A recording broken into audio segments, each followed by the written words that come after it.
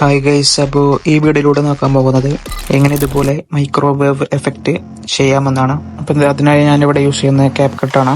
CapCut open ചെയ്ത ശേഷം നമുക്ക് വേണ്ട വീഡിയോസ് ഇതിലേക്ക് ആഡ് ചെയ്ത് വെക്കുക. ഞാനിവിടെ 9 വീഡിയോസാണ് ആഡ് ചെയ്തിട്ടുള്ളത്. ഇപ്പോൾ BGM ഇവിടെ 9 സെക്കൻഡ് വരുന്നത്. അപ്പോൾ അതിനനുസരിച്ച് വീഡിയോസിന് ഡ്യൂറേഷൻ കുറയ്ക്കേണ്ടി വരും. ഫസ്റ്റത്തെ വീഡിയോയിൽ ഇവിടെ നിന്നാണ് ആ എഫക്റ്റ് സ്റ്റാർട്ട് ചെയ്യേണ്ടത്. ആ ഒരു ഭാഗം സ്പ്ലിറ്റ് ചെയ്യാം. ആ സ്പ്ലിറ്റ് ചെയ്ത വീഡിയോയുടെ ഫസ്റ്റത്തെ ഒരു പോർഷൻ 2.9 സെക്കൻഡാക്കി വെക്കുക. രണ്ടാമത്തേത് 0.3 സെക്കൻഡാക്കി വെക്കുക. അതായത് അവിടെ നിന്നാണ് BGMന്റെ ബീറ്റ് മാറുമ്പോൾ മൈക്രോവേവ് സ്റ്റാർട്ട് ചെയ്യുന്നത്.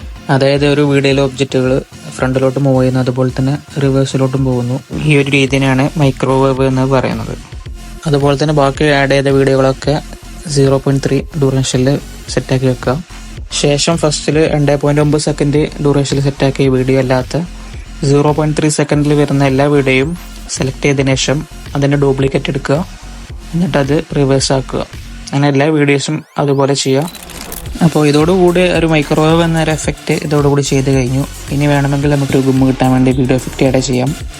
അത് നിങ്ങൾക്ക് ഇഷ്ടപ്പെട്ട ഏതെങ്കിലും എഫക്റ്റ് ആഡ് ചെയ്യാം. ഞാനിവിടെ വീഡിയോയുടെ സ്റ്റാർട്ടിംഗ് പോയിന്റിൽ ഫ്ലാഷ് എഫക്റ്റ് ആഡ് ചെയ്യുന്നു. അതുപോലെ തന്നെ അത് അഡ്ജസ്റ്റ് ചെയ്തതിനു ശേഷം കളേഴ്സ് ബ്ലാക്ക് ആൻഡ് വൈറ്റ് എന്ന എഫക്റ്റും ആഡ് ചെയ്യുന്നു. ശേഷം റിപ്പീറ്റഡ് ഷേക്ക് എന്ന എഫക്റ്റ് ഒരു മൈക്രോവേവ് സ്റ്റാർട്ട് ചെയ്യുന്ന അതുവരെ എൻഡിങ് വരെ ആ ഒരു എഫക്റ്റ് ആഡ് ചെയ്യുന്നു. പിന്നെ വേണമെങ്കിൽ വീഡിയോക്ക് അനുസരിച്ചുള്ള ഒരു ഫിൽറ്റർ ആഡ് ചെയ്യാം. ഞാനിവിടെ 4K ഫിൽറ്റർ ആഡ് ചെയ്യുന്നു. അപ്പോൾ ഇത്ര ഉള്ള വീഡിയോയിൽ. അപ്പോൾ ഇതിൻ്റെ ഫൈനൽ ഔട്ട്പുട്ട് കാണാം.